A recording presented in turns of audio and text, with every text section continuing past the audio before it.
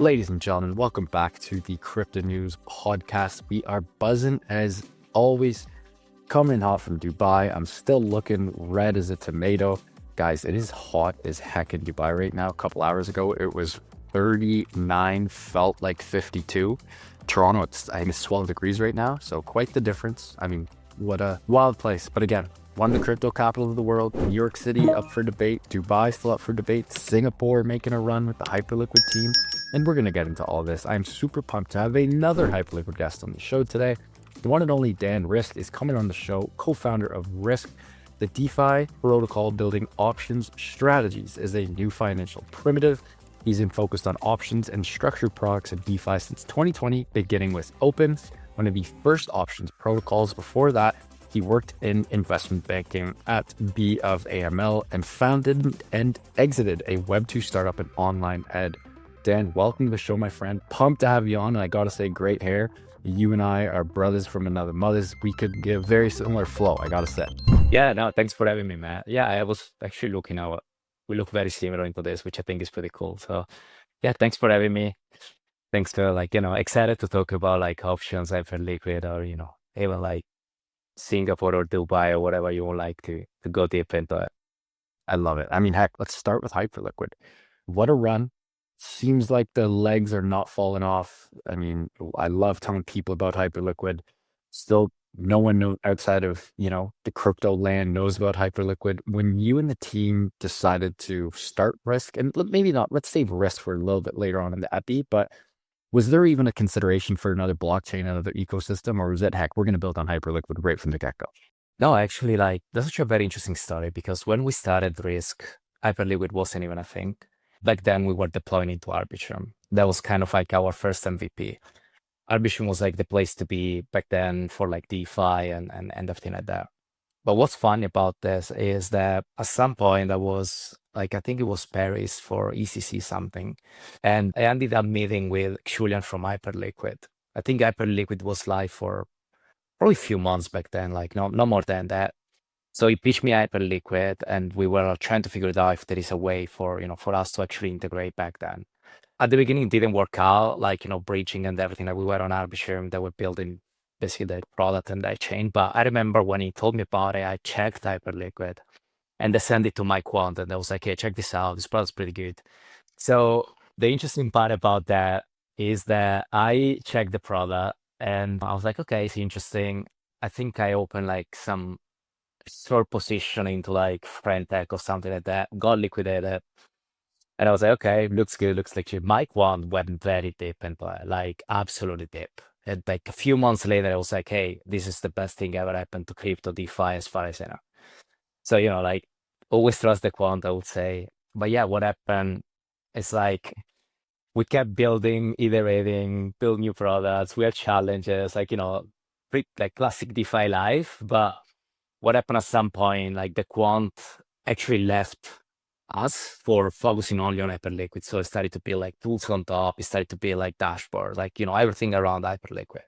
And then it got back to me at some point. I was like, hey, what are you thinking about launching Rysk on Hyperliquid now that there is HyperVM going? I was like, that's actually a pretty good idea. I think that's time, now the time is right because we can use HyperVM. We can use the, perp engine. We can use basically all the liquidity on the perp side. So long story short, I've been talking with Hyperliquid for probably 3 years now. But we went live on them basically early this year. It was April, May, something like that. So yeah, I mean, this is the story how we got into Hyperliquid. But for myself, I got liquidated a bunch of times on Hyperliquid, traded a lot. So love the product and happy to actually build Rysk on Hyperliquid later on. What a story. Tech. Options on crypto here, Dan. This is a little wild. But maybe just to give a quick sort of TLDR explanation, maybe let's start, give the listeners a little explanation of options and tradfi. It's a bit of a shit show.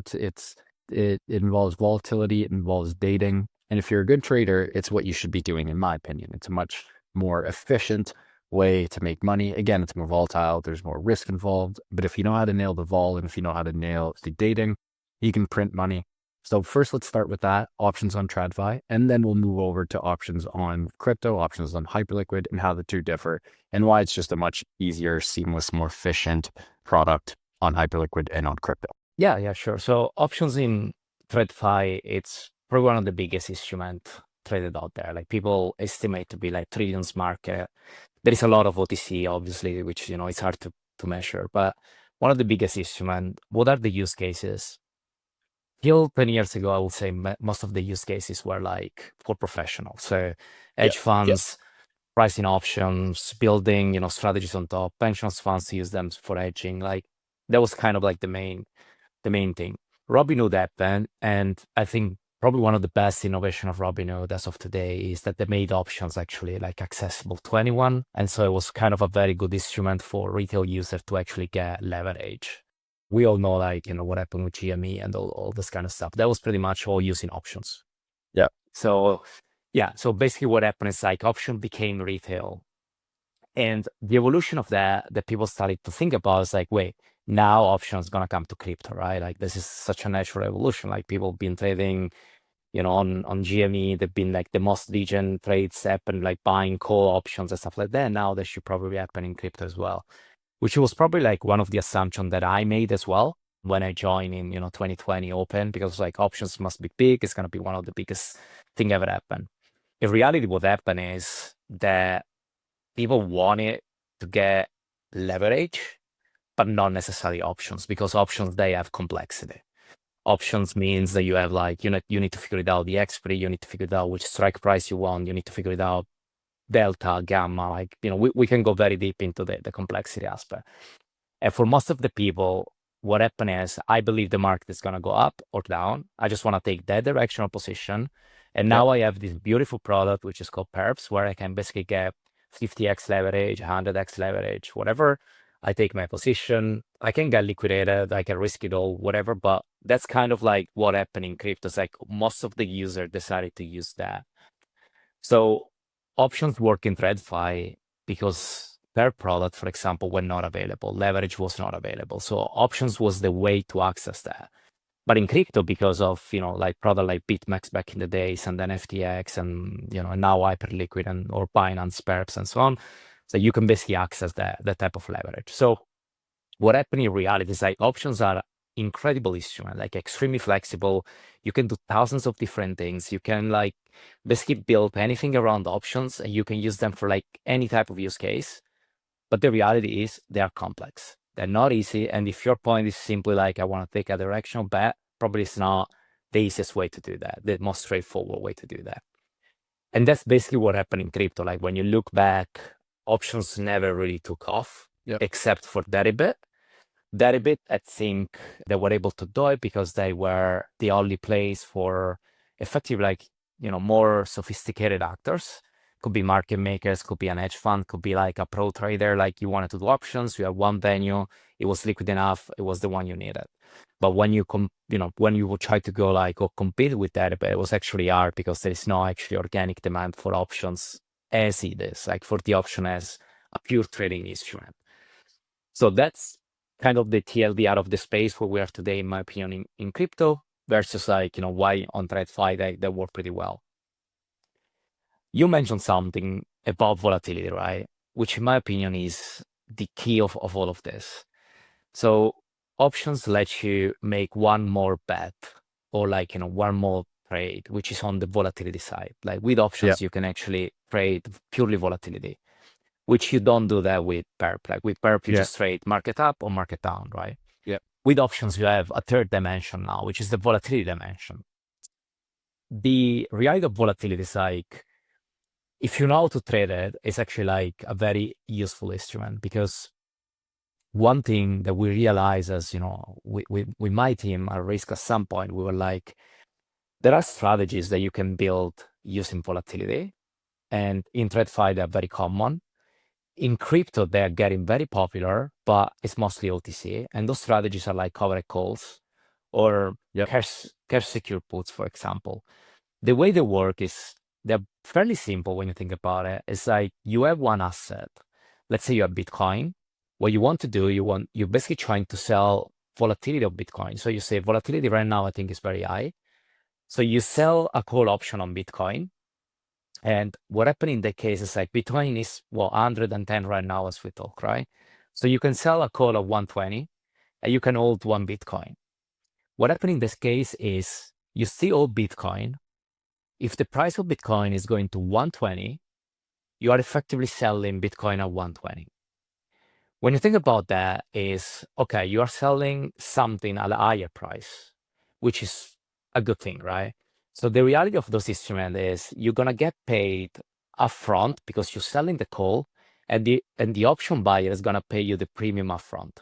So what happened in the case is you own 1 Bitcoin, you earn, I'm just making numbers here, but let's say you earn 1K upfront. Plus, if the price of Bitcoin is going to 120, you're selling at 120.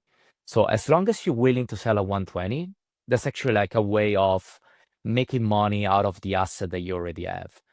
And the yield on those assets, like, they may, obviously that depends on volatility and how far, let's say, you want to go from current price, right? So if Bitcoin is 110, you want to sell at 111, you're going to get a massive, APR very high. If you go to 140, probably it's like lower because the probability of that happening is way lower. But the thing about this is like we realize this is actually a very interesting strategy. It's a strategy to generate yield on volatile assets. So if you have Bitcoin, if you have HYPE, if you have ETH, you can get yield out of it. And when you think about today, there are not many places where you can get a decent yield out of those assets. Like if you go to lending market and so on, the yield is very limited. If you try to do, for example, staking, like the yield is like 3-4%, something like that, right? But those assets are volatile. So if you actually sell the volatility of those assets, you can actually make a very good yield. And that's why we came out with this usage of options in a way that we take options for one very specific use case, which is generate yield. And we created this new primitive where as a user, you basically pick the price you're willing to sell, you earn yield out of it, and you basically like trading volatility in a way that we made it like super accessible for anyone. So behind the scenes, these options, we're using options, but you as a user, you don't have all the complexity of options. Like you just, basically we abstract everything away for you. So that's the kind of like bet and assumption that we made when we launched Rysk a couple of months ago on Hyperliquid. And so far it's working really well. Users hold HYPE, they want to earn yield on HYPE, they use covered calls, they make yield on HYPE, they pick the price they're willing to sell, and worst case, they sell at a higher price as of today. So it works really well when you hold like those assets. So here is like, pretty much all the story from options to Rysk, I would say. But yeah, if you have any questions or want me to stop for a bit, happy to do it. No, I love it. So just for the listeners, and also guys, do go to app.rysk.finance. Super clean UX. Like my grandma could use this. On the front page, there's 5 available markets right now. You can do ETH, K-Hype, Hype, Pump, and BTC. We'll do wrapped hype for W hype for the sake of ease here. Click on it. Now, this is what I love. You have given the user 4 different options, at least from what I can see. You can grab a very small 1.8% APR. You can grab 12% APR, 36% APR, and 58% APR. So you've given 4 different options here, and it's very, very easy to use. Choose the price at which you're happy to sell hype on September 26th, 2025. This is in 25 days. You gave the user 4 different options. You can sell it for $61, 1% APR, $55, 11%, $50, 36%, and $47, 50%. So you guys take all the math, you take the delta, the gamma, you take everything, you put it behind the scenes, you wrap it, you put it into an engine, and you give the users 4 different, very easy, simplistic ways to choose how they want to, either go on calls or puts with their options. That's pretty much it, right? You guys sort of Robin Hoodified a very complex industry and made it something that my, 86-year-old grandma could use in a heartbeat. Yeah, that's pretty much it. And to give an idea of the use cases, like today I've seen mostly 2 use cases of people. The first one is I'm happy to sell. I'm actually want to sell because I do believe that I want to take some profit on the way up. So I pick the price I'm willing, I'm happy to sell. So I earn a yield. If the price is going up, I take profit, I'm happy. That's the use case number 1. The other use case is actually people that take that as a bet. And it's like, I don't think the price of HYPE is going to go to 55 by the end of the month. If it goes to 55, I'm happy to sell, but let me collect the yield because I don't think it's going to touch that. So I see mostly those 2 use cases. So there are some people more like on the speculation side. It's like, I don't think it's going to happen, so I'll do it. Or people that they're like, I'm VCL, I don't want to round trip again. I want to take some profit on the way up, or I do think the market is pumping for the next month, so might be to take some profit and then I'll buy cheaper, whatever. So that's on the covered call. Last week, we also announced the cash secure puts, which is effectively the opposite side. So with cash secure puts, what you're doing is you're buying the asset for cheaper. So you deposit stable coin. So you say, okay, hype right now is at 45. I'm willing to buy at 40. You receive a yield. And if the price is going below 40, you receive hype at 40. So you deposit stable coin, you earn a yield on the stable coin, and eventually you buy the dip.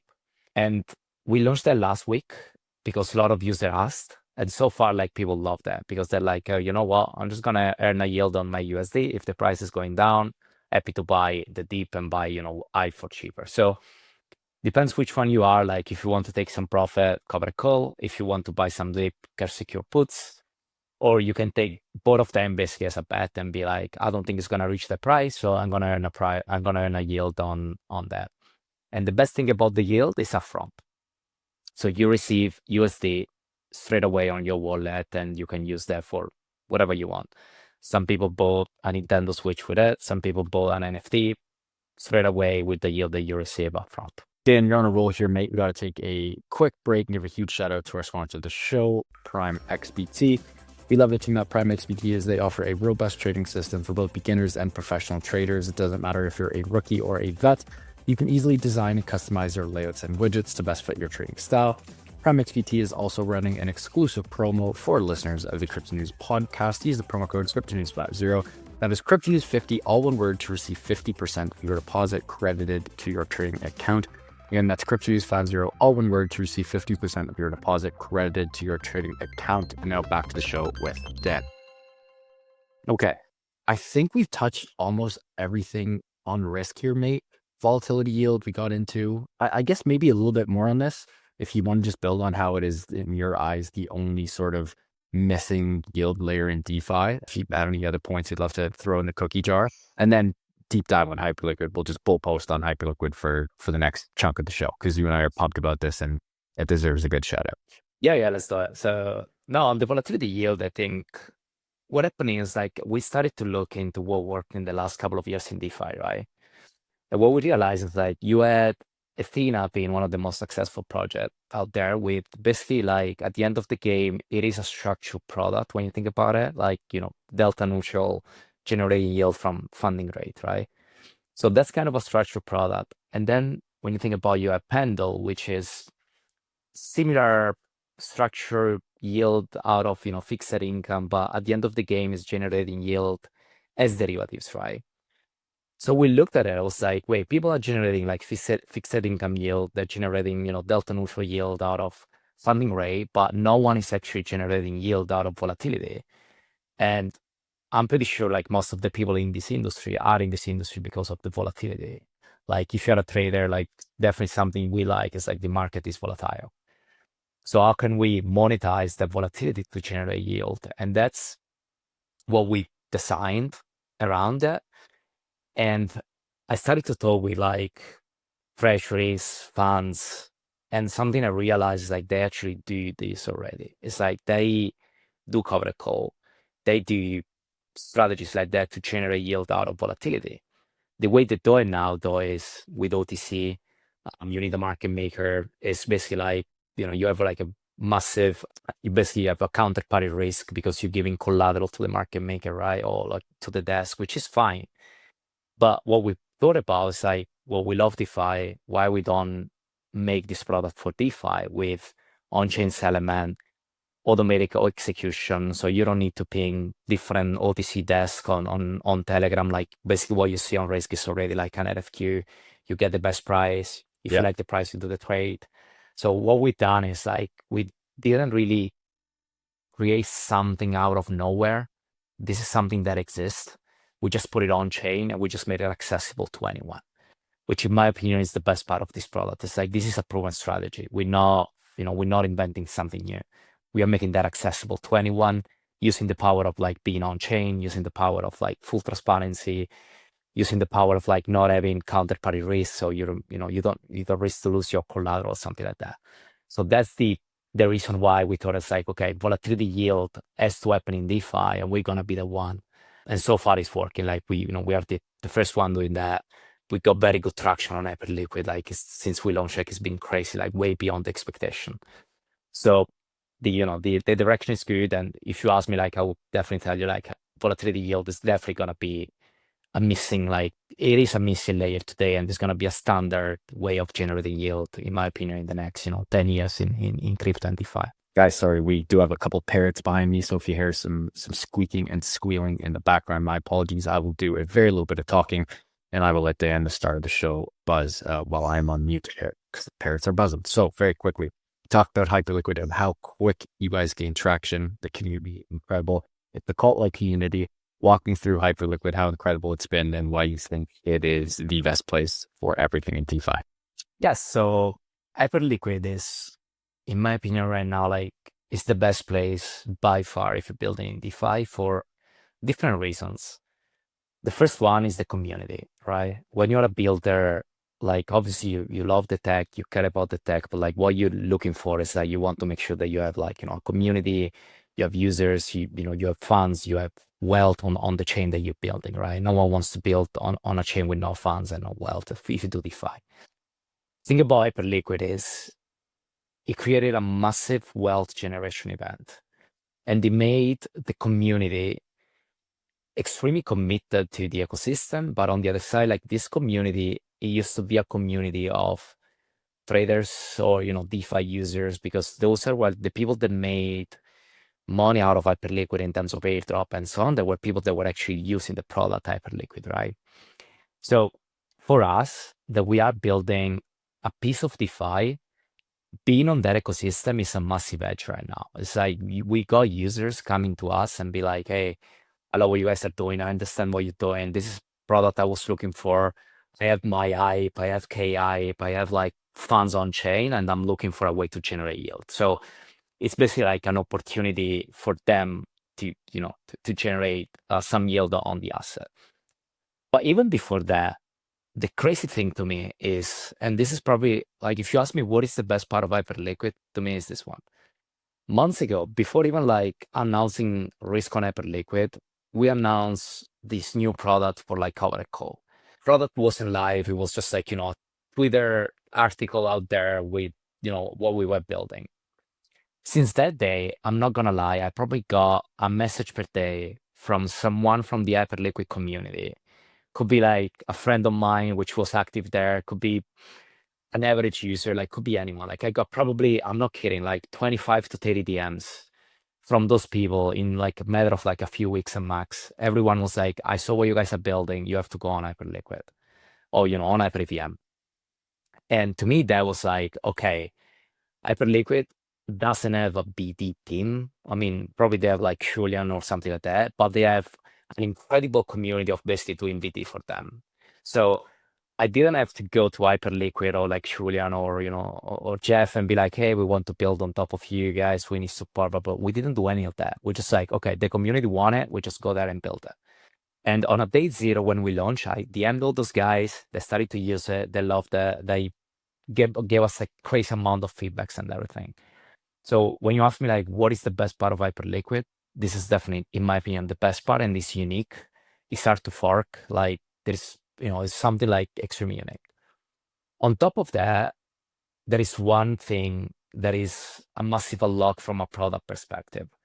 So when you do a covered call or, a cash secure puts on Rysk today, so when you click that button and you do the transaction, on the other side, there are market makers, traders, basically people bidding on an RFQ system. So they're making like an auction right there to bid for that option, right? Now, what we built along this is also our own kind of vault, similar to HLP, which what it's doing is like, is buying those options effectively, right? So it's pricing the option and it's buying, or at least it's quoting on the RFQ and sometimes get the flow out of it. Because of Hyperliquid, now what we do is like, we buy the option and immediately straight away, we hedge on Hypercore. So we use Hyperliquid liquidity from perps to hedge the option book. Because the problem is like, we're going to buy, let's say, a lot of calls on Hyperliquid, which means we are extremely directional. which is not great. Like you want to hedge. So we go on Hyperliquid, for example, and we short using perps.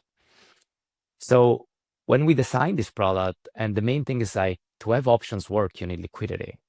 Now, how can we get liquidity? The best way was we build our own product, we buy those options. And when I say we, it's like the protocol buy the option, and we hedge using Hypercore. So we're maximizing all the liquidity, all the efficiency of Hyperliquid exchange to basically create this very good option market. So this product probably a couple of years ago on a different ecosystem, it wouldn't work. Because basically you don't have enough liquidity to hedge. You don't have enough way to scale the liquidity. Like if you have 100%. millions or like, yeah. So that's the thing about like when we are on Hyperliquid, yeah, community is definitely the main thing, but the product unlock of having like such a liquid exchange market is a massive, because we can potentially create options on anything. Like when you go to Rysk today, you have like covered call on pump, because there is a pump perp market, which is very liquid that we can use to hedge. Yeah. So what we're going to do from now on, we're going to keep releasing new assets. We're going to keep releasing new options, and we basically keep hedging them using Hyperliquid. So what we have now is a product that is at the right place at the right time. Also because again, like Hyperliquid was able to build this very liquid perp market that we can build other new derivatives around that. So yeah, I mean, I love Hyperliquid because it's a great product, but also because I think Rysk is a better product on top of Hyperliquid. So that's also one of the reasons why I'm very bullish on the ecosystem. Well said, Dan. That was unreal. We'll have to wrap up. What an episode. Really bullish on you and the team. Love what you guys do. Before we let you go, can you please let our listeners know where they can find you personally and, of course, Rysk online and on socials? Yeah, so you can go to, up to Rysk of Finance. You have a Telegram link for our like group. So if you like to talk about options or other users and everything, that's the best place. We're super active there. So like you can directly, ping me there. I also make a lot of stickers and stuff like that. On Twitter, it's a good place to follow me. It's like Dan DeFi. So I can write it down, I guess, so we can write that down. But Dan DeFi, same of the Telegram, basically. But yeah, so if you like to use Rysk, up the Rysk of Finance. If you like to ask questions on anything, the Telegram group, you have the link on the app. I think it's the best place, very active community. A lot of like Hyperliquid folks there talking about, new ideas, new products. So it's actually a very good place to hang out. Like I love it. It's like, you get this kind of sophisticated traders and newbies talking and try to explain to each other like what are covered calls, how to benefit out of them and stuff like that. So I think it's definitely a good place to hang out. Folks, what an episode. Sorry for cutting this quick, guys, and my apologies for the noise, but Dan was on fire. Super grateful for Dan coming on today. Huge shout out to Dan and the team for making this one happen. I hope you guys enjoyed this one. We touched a little bit of everything Hyperliquid, of course, DeFi option vaults, trading on Hyperliquid, and why volatility yield is the missing layer in DeFi. Huge shout out to Dan and the team for making this happen. If you guys enjoyed this one, please do subscribe, hammer that like button. Love you guys as always. My team, love you. You're the best. Jaggy, appreciate you. And back to the listeners, keep on growing those bags and keep on staying healthy, wealthy, and happy. Love you guys, and we'll see you on the next one. Ciao.